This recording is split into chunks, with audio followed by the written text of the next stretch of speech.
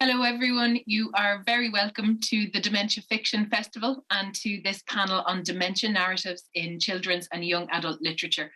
I am so looking forward to this conversation with three really interesting folks that I'm delighted to be chatting to today. First, a little bit of housekeeping. So if you are using Twitter, please feel free to tweet using the handle @FictionDementia and hashtag DementiaFictionFest21. Any questions for the panelists can be typed into the question box at any point in the session, and we'll have some time to answer those. You can send them all the way through. All the sessions, including this one, unless otherwise stated, will be available to watch back on the Dementia Fiction YouTube channel shortly after the festival. So let me begin by introducing our wonderful panelists. Sarah Moore Fitzgerald is an award-winning teacher and researcher based at the University of Limerick. Since becoming a published novelist almost 10 years ago, she has been shortlisted for many, many literary awards, including the Waterstones Prize, the Children's Books Ireland Book of the Year Awards, the Irish Book Awards, the Jack Hart Bursary, the Calderdale Prize. Her sixth novel has just come out, All the Money in the World, in July, and through fiction, and through her debut novel, which we'll be discussing quite a lot today, Back to Black Brick, which was published in 2013, she draws on her own personal experience of her dad and dementia, and we'll be talking about that a bit today. Non Pratt is the critically acclaimed author of a whole lot of books, including the wonderful Trouble, Remix, Truth or Dare, Every Little Piece of My Heart with Walker Books, and a couple of novellas published with Barrington Stoke, Second Best Friend, and Unboxed, which are wonderful accessible novels for dyslexia-friendly reading. All of Non's novels feature teenagers getting up to all sorts of things that Non seemingly wanted to do at that age but didn't, and tackle brilliantly issues such as teen pregnancy, friendship, and social media with a really light touch. Non is now a senior editor at Walker Books and will be coming from the point of view of a publisher today, so we're looking forward to chatting about that process. And finally in studio, Dr. Amanda Peace lectured in English literature at Trinity College Dublin until 2017. While she was there, she received the Children's Books Ireland Award for an outstanding contribution to children's books in Ireland. She's been a key figure, significantly raising the profile of children's literature as an academic discipline in Ireland, playing a central role in developing the Pollard collection of children's books and the driving force behind the establishment of the MPhil in children's literature at Trinity. She currently lives on the Ards Peninsula, volunteering for the Time to Read project and having other adventures. And we're very glad to have her here today. Amanda, we're going to start with you, if you don't mind, to get a bit of a bird's eye view. So the representation of older people in literature is one of your particular areas of expertise and specialism. And I'd love to have a brief introduction to this area of scholarship and what your own focus has been within it. Okay, so back in 2002, I think it was, the Trinity Consortium on Ageing started up, and it was a mixture of all sorts of people from engineering, nursing, gerontology, through to literature. And I thought, well, it would be really interesting to look at the representation of older people in children's books as part of that. And I'd always been interested in selfhood and individuality, and especially resistance to stereotype, I guess, in literature, right from when I did my PhD and right the way through. So we decided to look at a suite of books, I guess, all the way from picture books, starting with John Burningham's Grandpa, which I guess most people would know, right the way through texts like Tom's Midnight Garden, and then on up to sort of more recent books, like, for example, Unbecoming. And I guess what struck me all the way through that was that the books, all of them, really deal with that question of selfhood and personhood and the perspectives that we take on people. And when, in the case of dementia narratives in particular, the question of where the selfhood is coming from, who is speaking out of the text, whose perspective are we getting, how do we tell those stories without being patronising or without making assumptions about a space that we can't possibly inhabit in our own lives. So, for example, with Burningham's Grandpa, one of the things that I love about that text is that it gives two parallel sets of speech, one from a very little girl and one from the grandpa.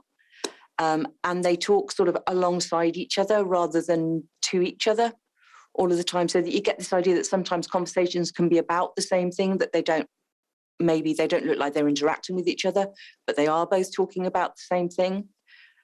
And I found that particularly interesting as a representation of those kinds of conversations that can seem to be going off at tangents, but the two people involved are actually talking about the same thing.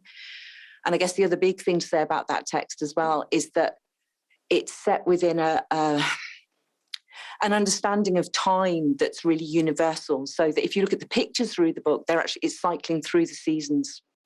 So there's that sense of the life course cycling through that text. And even from the very beginning, there's a sense of in our beginning is our ending. So that the little girl says at the very beginning, do worms go to heaven? And you sort of got life, death, eternal life, all of those things there. And her grandfather has just said, the opening sentence is, there would not be room for all the little seeds to grow.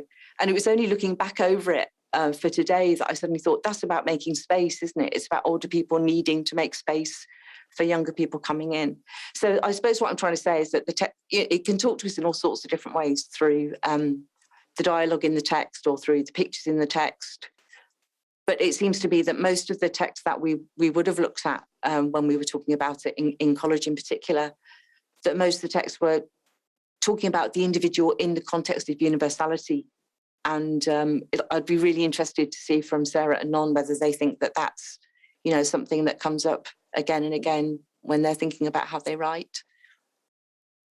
If anyone wants to pick up on that, feel free to respond. I think that idea of identity is so interesting, and from I don't have great experience in academia in terms of research, but memory and identity are two things that always go hand in hand. And I was studying from the point of view of dystopia and removing memory forcibly, so removing names and things like Margaret Atwood's The Handmaid's Tale. Things are gone and taken from you in order to remove that identity. And this process that we're talking about, whether in fiction or in life, feels like it very much chimes with that.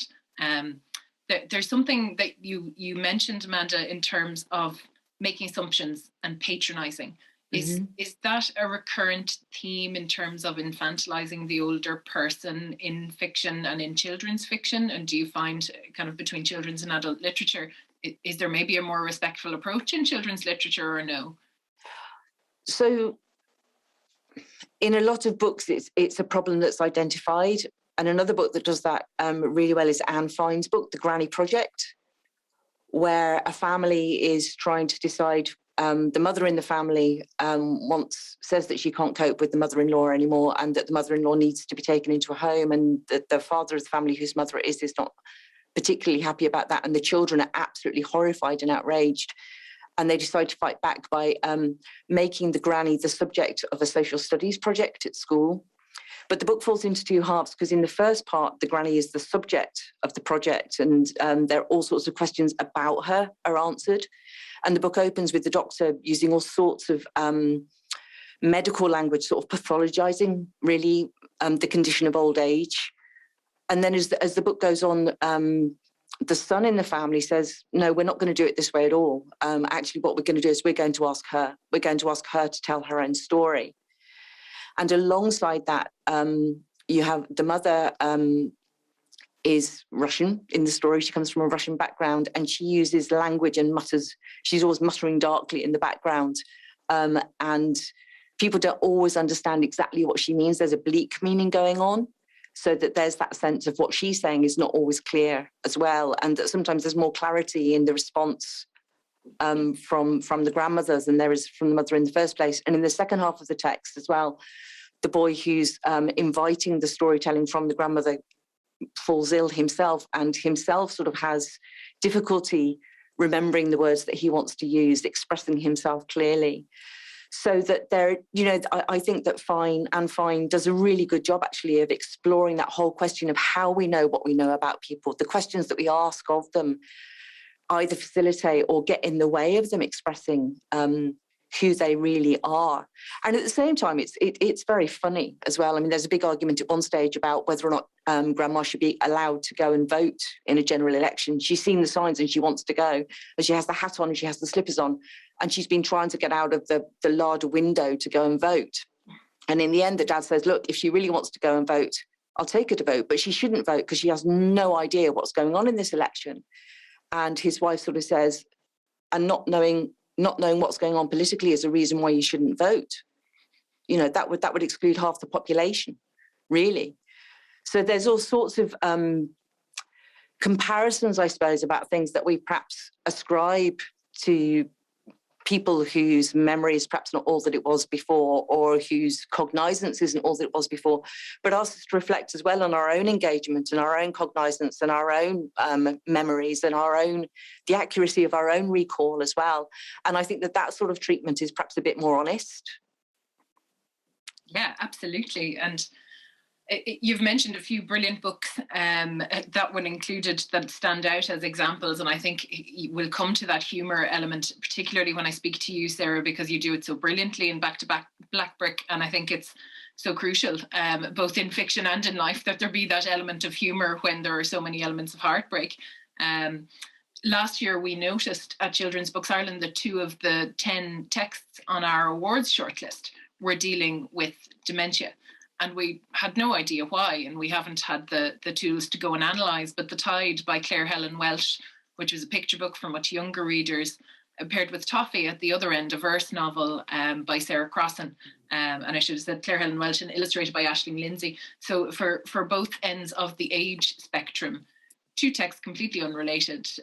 And I don't know if there was an event that sparked something, or if it is that it's one of those things you see it now because you're thinking about it and you know about it, that kind of freshness of recall.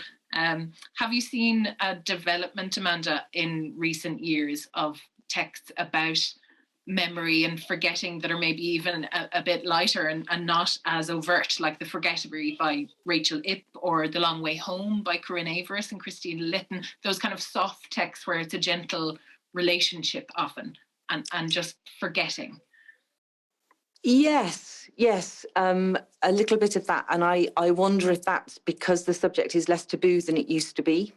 And I hope that the subject is less taboo than it used to be, and that one of the reasons really for starting up a bit of an investigation into texts about dementia is this notion that, you know, children are carriers of culture, and that when we come to that point in our lives, want to be treated with a bit more compassion and understanding generally, then we do well to help our children perhaps have the education that we ourselves didn't get. So that lightness, I mean, most of the texts, I think they have some humour in them somewhere, because I think from the people that I know who are living with dementia in their families, that's part of what gets you through, you know, and so there's an element of that too. But also, especially if you're writing for very small children, then I think you need to be careful that it's not a frightening experience for them. You know, you need to explore what's going on in a safe space. So I think the answer to come back to your question, that perhaps a sort of slightly lighter approach to the topic might be because that taboo is perhaps beginning to lift a little bit, and I hope that is the case. Yeah. I hope so too. And last question, I feel I'm quizzing you a little bit, but to ask, and I don't want you to name any, but have you come across very many texts that are unhelpful additions to the canon, or that maybe feel like that level of veracity isn't there? No, I mean some texts do it better than others. The texts I find most useful, actually, for myself anyway, in developing my own understanding, are the ones that really, they're not sort of issues texts. You know, they're texts that touch on the issue of dementia as part of the whole human experience, I guess. I mean, the Granny Project would be an exception to that, because Fine is obviously setting, I mean, she writes issues texts anyway and does it incredibly well, you know. But like Sarah's book, for example, where you've got this big narrative about memory and forgetting and finding out who you are and working out how your own family history informs who you become. And the grandfather's condition might be the spur to that at the very beginning, and it launches us into that exploration. But it's not here is a text about dementia and you will learn a great deal about dementia by reading this text. And life isn't like that. We learn what we learn in context all the time. So I think it's there is a spectrum of books available, but I don't think I've ever come across one where I say, do not read this book with your children, because it really doesn't do the job at all, Absolutely. That's heartening. And I'm delighted to hear. John, you as a writer and a publisher will bring great richness to this discussion in seeing things from both sides of the publishing process. And for now, as an editor, as a senior editor at Workbooks, talk to me about what you see as the responsibility of the editor or the publisher at large in the process. Manuscript lands on your desk. How do you treat it? Well, so I think this is just quite an interesting thing, because actually it's almost like following on from what Amanda said about saying that there aren't actually that many books, well, there are any books that you would say, no, don't show that to a child. That means that publishers are doing their job. Like, I kind of see, I suppose I kind of see the editor's role or the publisher's role in this instance as being something where you need to make sure that whatever story is being put out, it's the story that the author intends to tell. And it's also that it's a story that as we've all discussed, it does no harm. Like that's supposed to be the goal. You're supposed to be, showing young people, you're supposed to be providing them with a safe space. You're supposed to be sort of showing them, what the world is like. You don't necessarily have to protect them from the world, but it is your duty, I think, particularly as children's publishers, to show them something in a compassionate and empathetic way, ultimately, and to provide them with the knowledge and the skills and the thought process that allows them to process things that they might encounter in real life.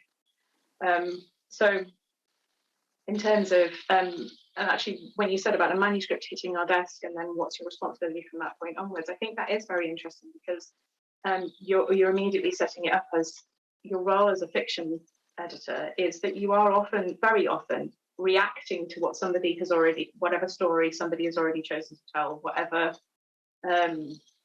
characters they've chosen to include within the story.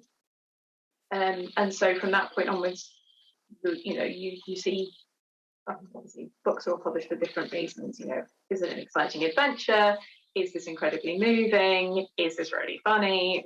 And I don't think there's any reason why any characters, like people with dementia, should necessarily be excluded from any genre of that. Do you know what I mean? There's no reason why you can't have humour, fun. There's no reason why you can't have something that's incredibly moving. I thought it was really interesting you mentioned Unbecoming by Jenny Downham, because I thought that was just that moved me so much when I read it, and I thought that was a really interesting and, as I said, very, very moving and compassionate sort of discussion of generations of people in the family. So obviously sometimes that can be very moving, and also we shouldn't be excluding anybody from adventures. That's the other thing I actually feel quite passionately about, is sort of particularly looking at not just looking at dementia, but looking at a very broad range of people's experiences, thinking about broadening that out to include people with disabilities, people with who are neurodivergent, making sure that everybody gets to have adventures, everybody gets to be included in every possible story. I feel like I've made this slightly too broad now. No, I think Do you want to focus me a bit? No, I don't at all. And that's kind of where my concern is, broadly speaking, around children's literature at the moment, is because, we're all thinking and talking often about inclusivity and who's included, who gets to tell the story, whose story is it, have you got the right perspective, have you got the right to have that perspective? And that's another discussion we'll get to later. But what you said around manuscripts landing on your desk, and I assumed that they landed on your desk, but as someone who is concerned about inclusivity, how much can you pull in rather than react to what you have? I don't mean you put up your hand and say, have you considered putting a person in this who might have dementia? But you do consider as a publisher the stories that you're putting out there and who gets featured and how. So where does that feature in the commissioning process? I suppose it's very interesting, because as I said, fiction publishing is quite reactive. So you are responding to what people are writing and submitting. But also you can be proactive, you can speak on panels like this, you can go onto social media and you can say, look, we'd love to see more of these things. That's quite a naive way of putting it, because it's not that straightforward. various different people with various different experiences are not all going to be able to go through the submission process as it currently is. And I do think our job as part of the wider industry to make sure it's as accessible as possible, the process of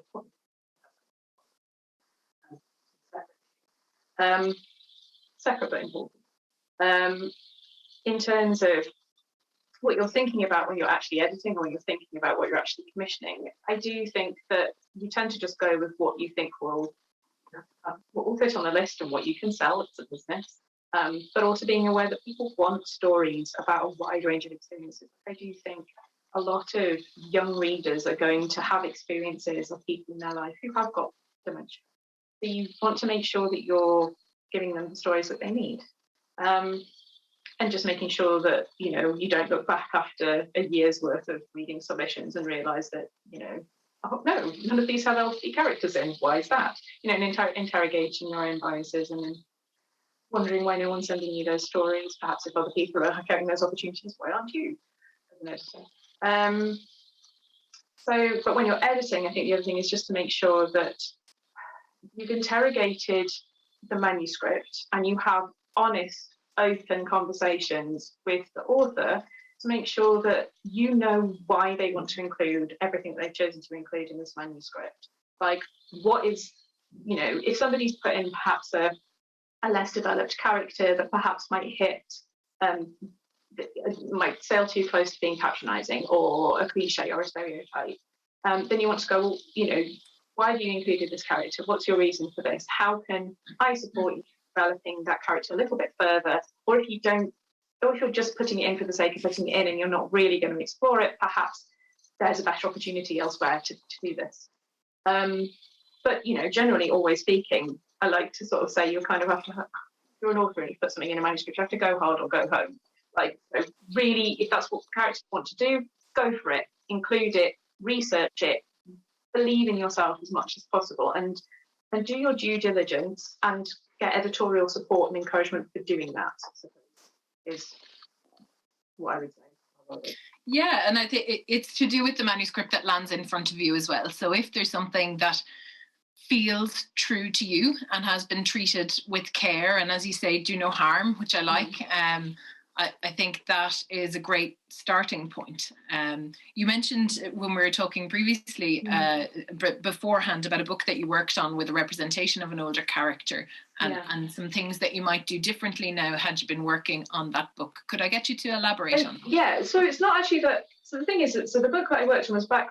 So I've been working in editorial on and off for the last 20 years, and or roughly that. And say over 10 years ago, I didn't have the knowledge or the experience or the understanding that I now have. And I worked on what I maintain is this amazing book. I think everybody should read it. It made me a better human being just by reading it myself. And it's called Girl with a White Dog by Anne Booth.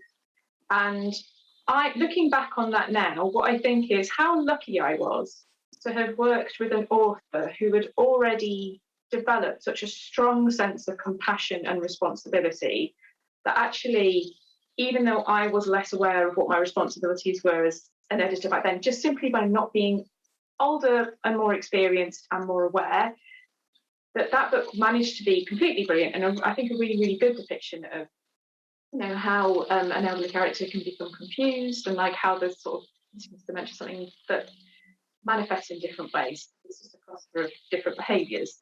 And I was so lucky, as I said, that the author had already done everything that she needed to do. Because I look back and I think, I never asked some of these questions that I would have asked now, if that makes sense. Whereas now I know much better, and I know to be much more honest and much more aware, because I've educated myself as to what I really believe my role is as an editor, what I really believe authors are owed as a result of being published by a publishing house. So I suppose my literally it's just that's 10 years worth of experience. You can absolutely accelerate it though now, because I do think that social media, panels like this make all the difference. You can go and you can find out the information, you can listen to the conversations people are having around representation and who has the right to tell a story and who's affected by it. So I mean, I feel like, if you're young and in the industry now, you can learn so much from those avenues.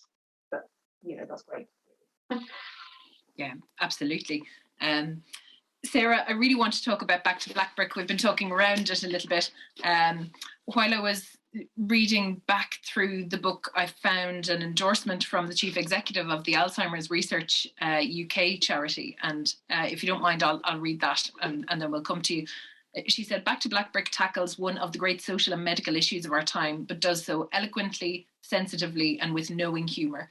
We are the sum of our memories, and Sarah Moore Fitzgerald explores this idea in a unique and compelling way. As well as being a thoroughly enjoyable read, the book could help young people to understand how Alzheimer's takes its toll as the disease becomes increasingly common. I thought that was such a wonderful review, and I have to put my hands up and say, when I interviewed you about this book 8 years ago, when it was published, I read it and I did my research and we had our chat, and 8 years on, I didn't remember the personal connection between your dad's story and the book. And that speaks to my sieve head at present as well. But I hope it also speaks to the quality of the story, because I remembered the book and I remembered it as a fictional narrative. I remembered it being brilliant and warm. I remembered pieces of the dialogue. The relationship, I always think when a relationship, particularly with grandparents, is real, it hits you and sticks with you in a very particular way. And as I said, I hope you'll see that as a compliment to the work that it is. And that has got to be a really fine line when it is your own experience, to make a lasting work that is beautiful by itself, as well as really meaningful to folks who know exactly what's going on in Cosmo's story and Grandad Kevin's story. Oh, completely. And, funny enough, I wouldn't have been able to talk about it 8 years ago. It was still so fresh for me. My book was writing the book saved me in lots of ways, healed me in lots of ways, but it also was a disguise, if you know what I mean, between me and the rest of the world, what was actually happening for me. And so I wrote a fictional story, but really a lot of my own grief and experience and particular events that occurred in our lives for the 10 years that my dad was in decline with dementia were worked out through that story. So that's a kind of it's complicated, but it's also there's a simplicity in just saying, I'm fascinated listening to Amanda and Non, and I totally agree. So agree with so many things with everything they've said, but things that really struck me is there are responsibilities. The writer has very big responsibilities on their shoulder, but their most important and their simplest responsibility is to tell the story as truthfully and as well as they can. That's your core job. And partly, we get into trouble as writers if we think we're totally in charge, and that's where I think some of the dangers about, things like appropriation, which I think is a really important discussion, but I think you don't really know what you're writing when you start writing a novel. At least I never do. I'm very like Helen Dunmore, who used to say, I wish I was like her as an author, but she's a real hero of mine. And she used to say that writing a book was like walking into a dark room and then gradually turning up the light. And you don't really know what you're dealing with. And in many ways, it's up to the readers to decide what the book is about. Because if you read something like Back to Black Brick, some kids will say it's a time travel story. And other people will say it's a reflection on dementia.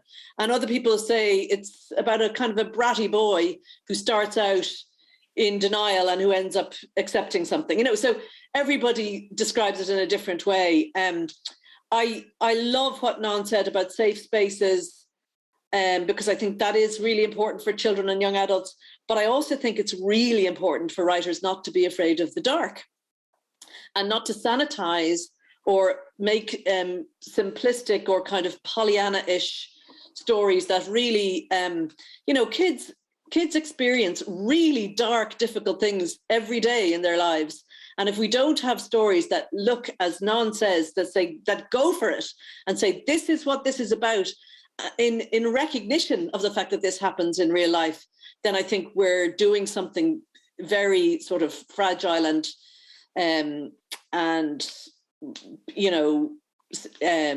sanitized. And that's not what stories about. Stories shouldn't be clean or easy. They're full of messy, complex things. That's why we need them. So do no harm, but while also depicting reality where harm is sometimes done. This is the line we're walking on. And then be true and be authentic, but don't be prurient or gratuitous. There's another line. And another line is kind of write about people who are not you, because that's what fiction is, but do your research. Both, I think, Amanda and Non have talked about due diligence. You know, you're not entitled to write a story that you haven't worked on really hard to imagine what it's like to be in that person's position. So with my book, Back to Black Brick, I made a very, very clear choice at the beginning. It wasn't going to be from Grandad, who is the character who is experiencing dementia. It wasn't going to be from his perspective, because there were all sorts of reasons I couldn't write that story. I think there's a genius type of experimental writing going on that explores dementia from the perspective of the person with dementia. But I made a very clear choice that this was going to be first-person narrative about a boy who's losing his grandfather to dementia. And that was always going to be the lens through which everything was seen. So will I read a little bit, or? Yeah, do please. And before you read it, if there's anything that you want to say for folks who haven't read the book, by way of introduction, or if you just want to launch straight into it, they will get it immediately, Sarah. So go ahead. Okay, so I mean, this is the story. It's called Back to Black Brick. That's the original hardcover, very battered hardcover. And it's about a boy called Cosmo who lives with his grandparents. And very early on in the story, it becomes very clear that his granddad, Kevin, is starting to forget, starting to lose his memory in ways that are more than just normal forgetfulness and senior moments and stuff that we all experience. It's a time travel story. So if anybody knows Back to the Future, then they'll know what the basic arc of this story is. Obviously, it's a very different type of story, but it's about a boy who goes back into the past, meets someone very important to him at the same age that he is, discovers all sorts of things about his life and his own history, his own family's history, and then comes back into the present thinking that he's equipped. I mean, that's where it differs from Back to the Future, because he comes back into the present. It's not really a spoiler because there's so many other things that go on. And because it's a journey of acceptance, he realizes, even equipped with all of the information that he's got, that he still can't change the things he wants to change. So his narrative arc is really from denial and anger and overprotectiveness and to a kind of an acceptance and a peace.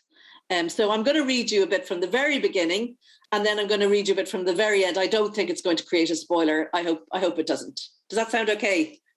Sounds great. Okay. So chapter 1.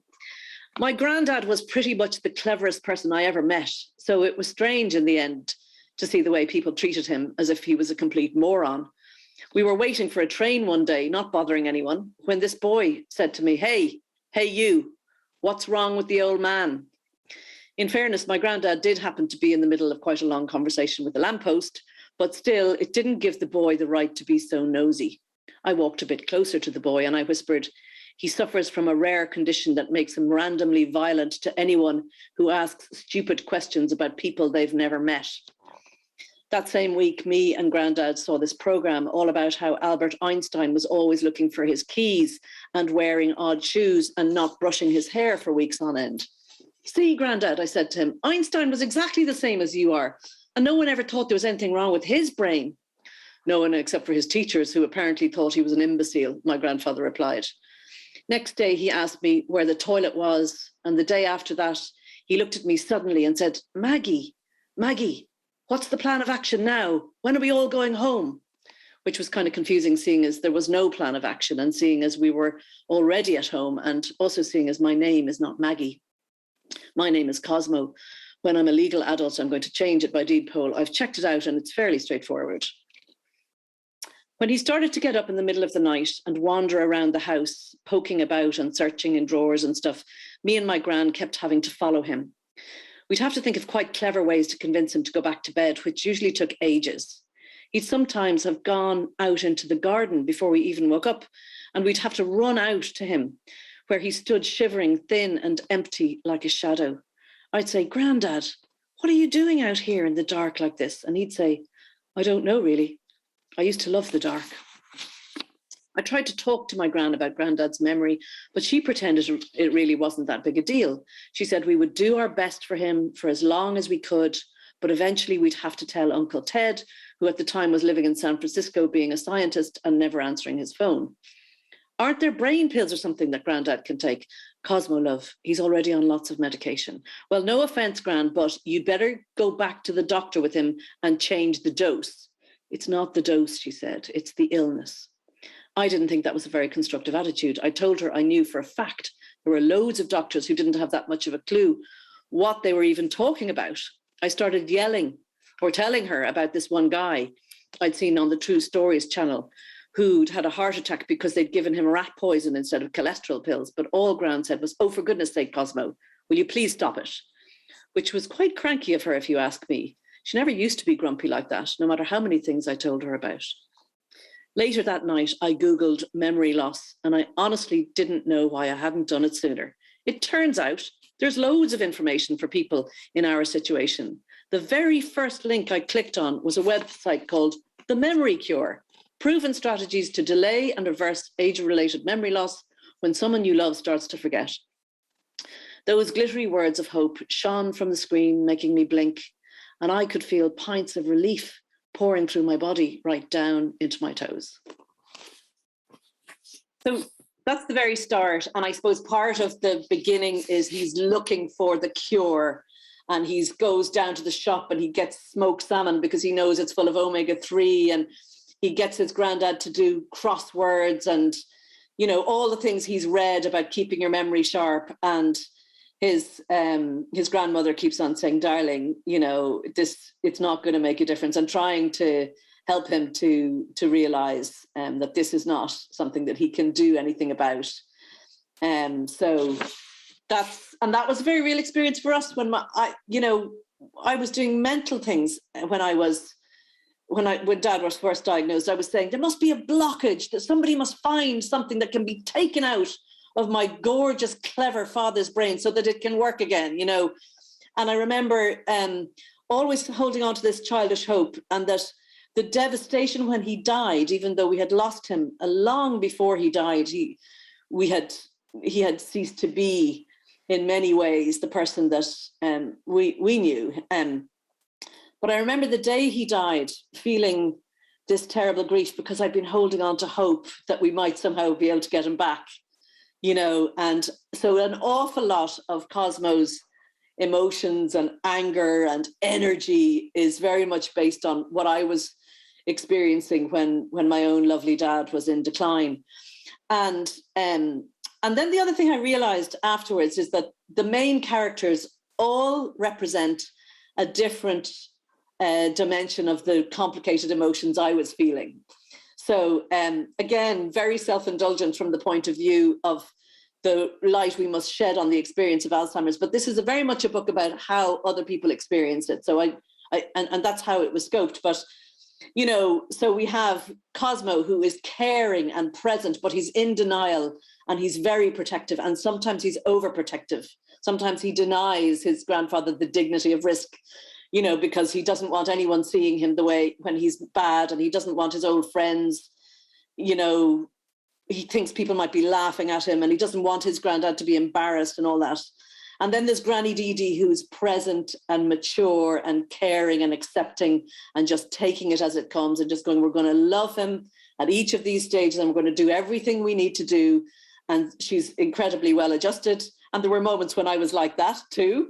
Not as often as I'd like it to have been, but that's it. Then there's Uncle Ted, who's far away and comes back and is all resentful and sort of, you know, I've had to put my life on hold for this and blah, blah, blah. That was an ugly emotion that I felt as well, much as I hate to admit it. And I think that's a very common thing for people to experience when somebody they love starts to forget like that. Mom in the story is just goes. She just goes to Australia and pretends it's not happening. Again, part of me did that too. Then Dr. Sally is an exaggerated version of the formal care system as seen through the eyes of Cosmo. So she's not really meant to be a real social worker. She's Cosmo's version of what the social workers did, and how he fights against that. And then, of course, the lovely granddad Kevin in the middle of all this being affected by it and being very stoic and sort of knowing what's happening to him and saying at one point to Cosmo, listen, Cosmo, I know my mind is failing. It's banjaxed. Every so often I have clear moments and this is one of them. And here's what you need to do, so you can see him coming in and out of lucidity in a way that was a very real experience for me. And one of the lessons I learned in dealing with my own darling dad was to really make the most of those moments of lucidity, even if they're not completely clear, and to roll with the punches. So if he started to say something like, I'd love to see my father today, instead of going, Dad, your father's dead. He's been dead for 40 years, blah, blah, blah. Going, okay, well, why don't we do that? Why do we go and see your dad? And tell me what you'll do when you go see him. And he would say, we might go fishing. I think we might go fishing. There's a really nice spot up there by the strawberry beds. Blah, blah. And then, absolutely, you weren't distressing the person, because within half an hour he'd have forgotten that, but you'd have grabbed this lovely moment that is really central to his identity. So part of the things I learned is that the distress of the people around someone who's suffering from dementia can really make the person's experience worse. And if you can manage your distress and learn to roll with the punches in a way that children are often very good at, then you can make everyone's experience better. So one of the lovely memories I have is my daughter, who sat down with my dad one day with a great understanding at the age of about 7. And she took out the old photograph album and she sat with him and she opened up the photograph album and she went, Papa, this is you and this is your wife, and your wife's name is Elizabeth, and you guys got married in 1963, and that's your dad, and your dad's name was Frank. And she took him through all of these lovely pictures and he was delighted. Something I was not emotionally equipped to do, because if I had had to do that, I would have just been blubbering and sobbing in the corner and it would have been no good to anybody. But she was, the difference between the child and the grandchild of someone with dementia is that the child, me as a grown-up child, was grieving my dad for the way he used to be. My daughter was loving him for the way he was. And for me, that was a really wonderful lesson, that grandchildren are often the Sherpas.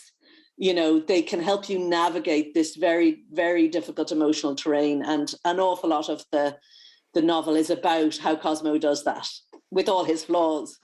And he's kind of like a mix between me, the anguish of me, and then the great wisdom of my children who helped us all through, in extraordinary, magical, enchanting ways.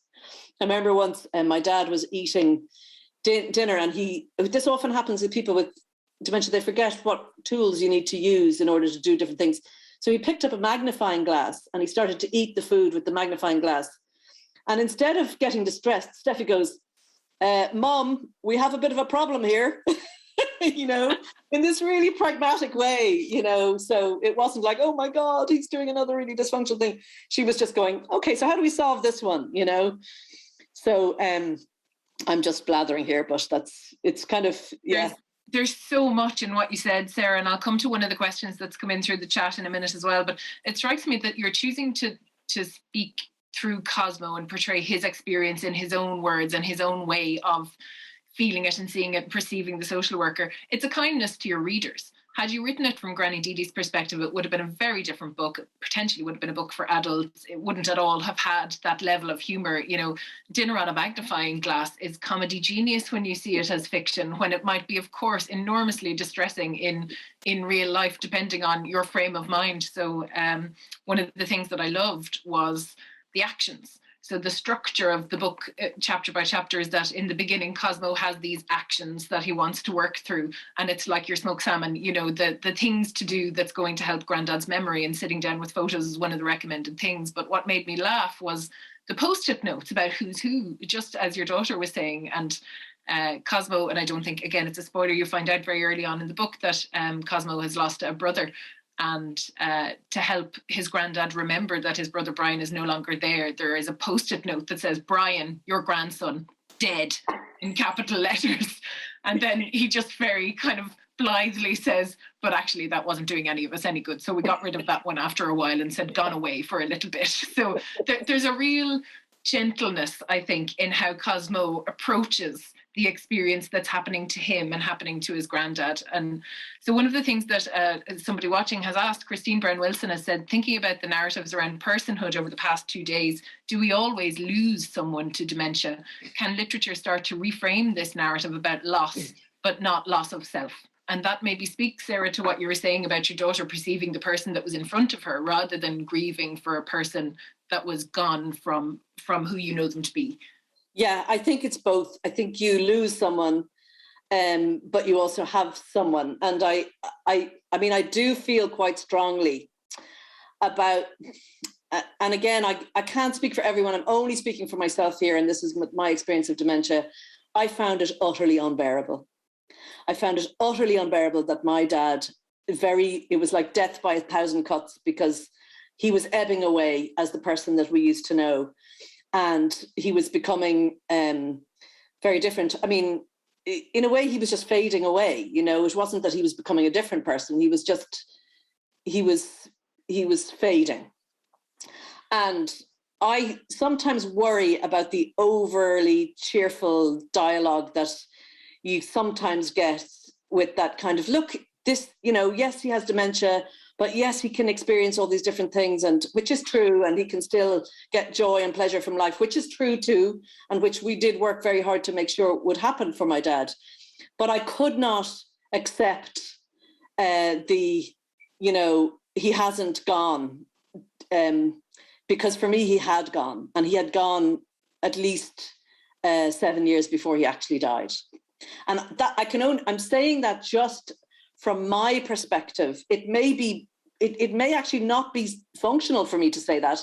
It may be quite wrong. Therapeutically, there may be other ways of framing it, but that's how I experienced it. And I think if we ignore that is quite a common experience as far as I understand it, then I think we are, I'm sure this is not what the questioner meant, but I'm saying that in the sense that I don't think we should ignore the genuine anguish and grief that the loved ones of someone with dementia experience on a daily basis. It's like a dark shadow that they can't shake off.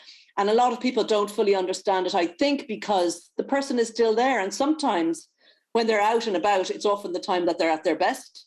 So the rest of the world doesn't see what's actually happening, the awful thing that's actually happening. So for me, it felt very nightmarish for a long time, because there was this discourse out there going, oh, your dad looks great and he's in great shape and he's in fantastic nick for a man of his age. And I was going, you don't understand what's happening. Every day our lives are cursed. And I say that, you know, it felt like a curse. It felt like an unbearable thing that had and of course it's a very common experience, but I think it remains very difficult to talk about because of the fact the world tries to jolly you along, when in fact it feels like the worst thing that could happen.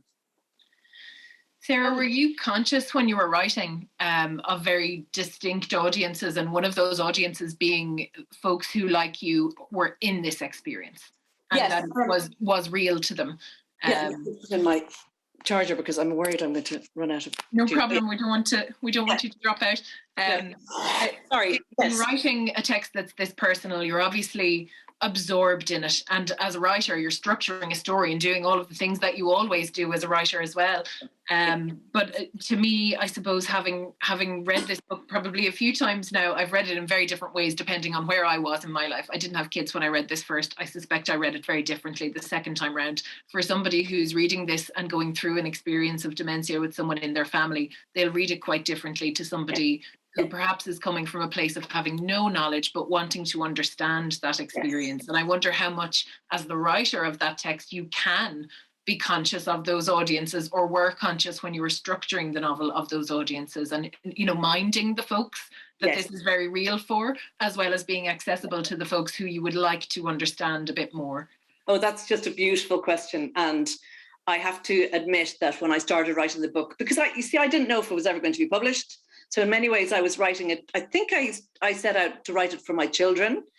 And then gradually I began to feel I was writing it for myself in a sort of therapeutic way, to get to download all this stuff that was quite taboo and was quite difficult to talk about. So, you know, like there's a scene where he pees in the dishwasher, and I allow Cosmo to respond in a very pragmatic way to that by putting on the cycle twice and, making sure that, cleaning up. And whereas my response to that would have been much more difficult. But in the end, I realized that as I was drafting and redrafting, that I only had one, that the person I had in mind was my dad. So in many ways, this is a love letter to my dad.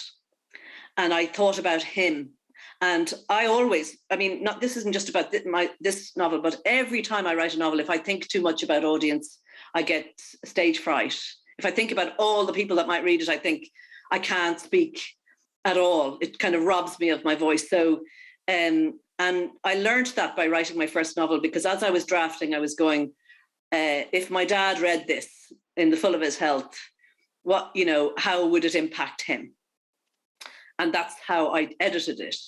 And then before I sent it off to agents for consideration, I asked my mum to read it and my brothers. So they would have been the close family that would have had the same experience as me with my dad. And I just said, I want you to read it, first of all, because I'm curious to see what you think, because I'm thinking maybe it might get published. But secondly, more importantly, I want it to be okay. If it was to go out into the world, I want you to be okay with it. And Mum, to be fair, asked me to take two small things out, which of course I can't tell you they are now, because she said that, I know it's not your dad, but I know that people will know that you were inspired by your dad. And I just think for his dignity and privacy, I prefer if those two things got removed, which of course I immediately did.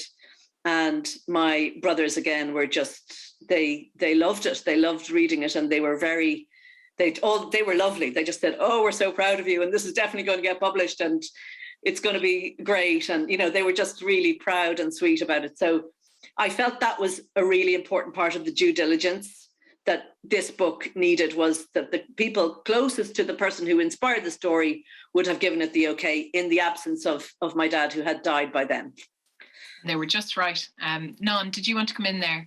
Yeah, sorry. It's just thought it was really interesting, because Sarah's obviously talking from the perspective of being a writer. And one of the things that I will say over and over again, and I will repeat this all the time, is that when you write for yourself. You shouldn't be thinking of your audience when you're drafting, and when you are writing from the heart, the person that needs to believe in the story is you.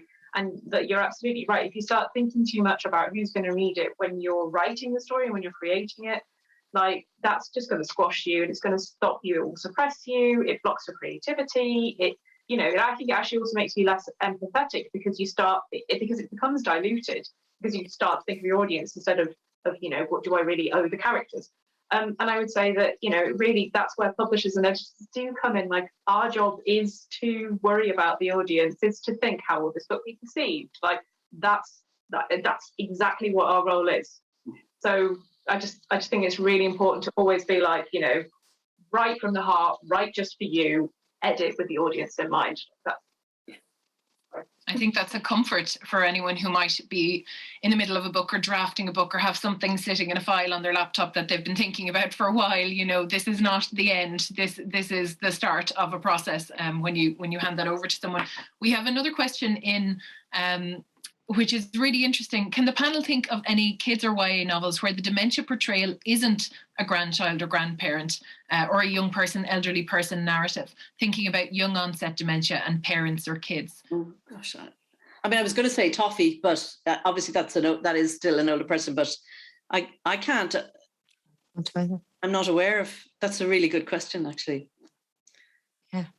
I'd say this is also the problem with the fact that as editors, or you're always waiting for or reacting, you can only publish what people write. So if people haven't chosen to depict it yet, or you haven't seen it, you can't put those books out there. So someone has to write it. Wonderful question, yeah.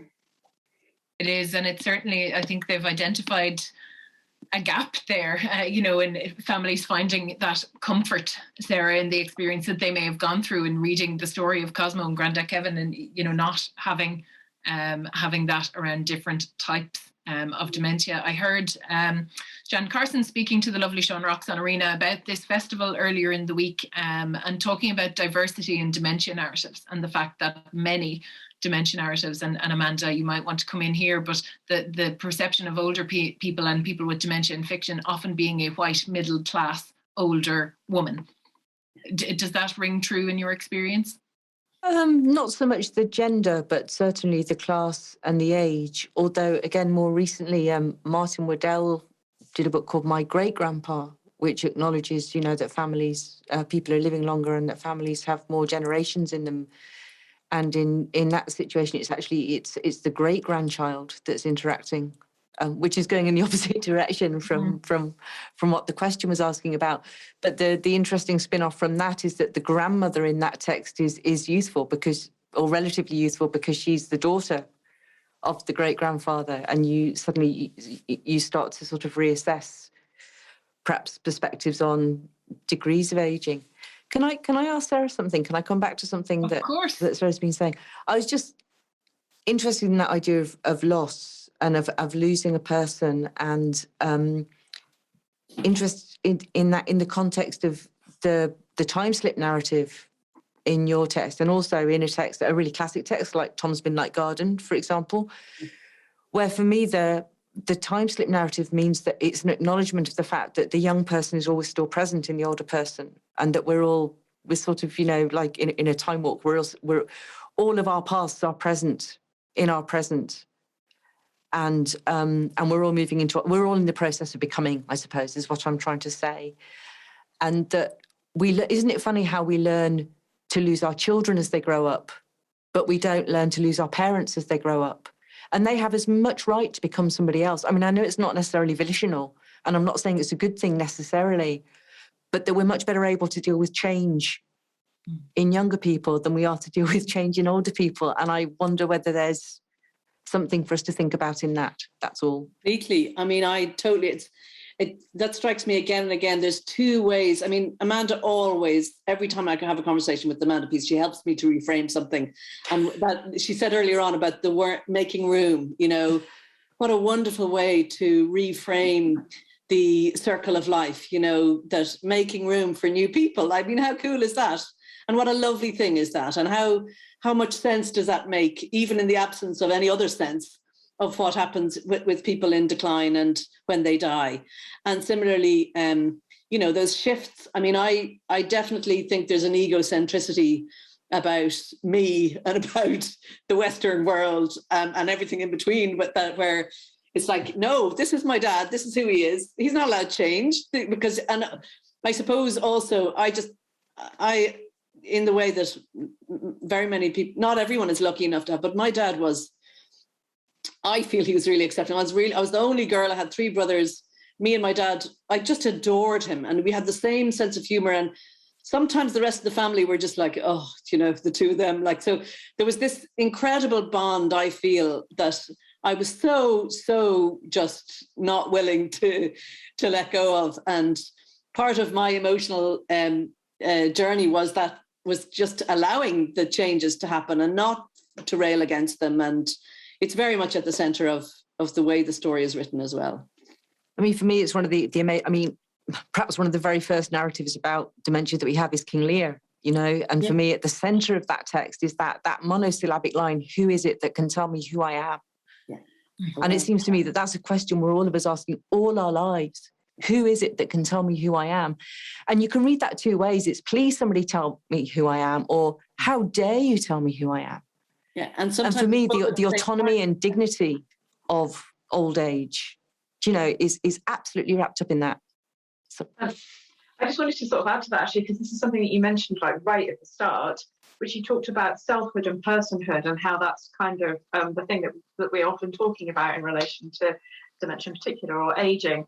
And then you also sort of we've referred to this idea of control, and how actually people take control away from you as you get older, and I just want to say, the fact that children and young people, they are the best people for empathizing with this, surely, because they are absolutely on the cusp of discovering who they are in relation to the rest of the world as they grow into it. And their entire lives, they are always trying to get control of things, so of course, it's sort of, in some ways, I think it seems super obvious that children would be the best audience for thinking about, what it must be like to be an older person and have have your children trying to wrest control from you, and and discover yourself in a different way. Sorry, I just wanted to say that because I just think that's a very sort of important aspect of the whole thing. And folks, this has been such an insightful chat. I cannot believe we're at the end of an hour. Sarah, I see you with your book in hand. Would you close us out with a brief reading from your epilogue? Certainly, I'd love to.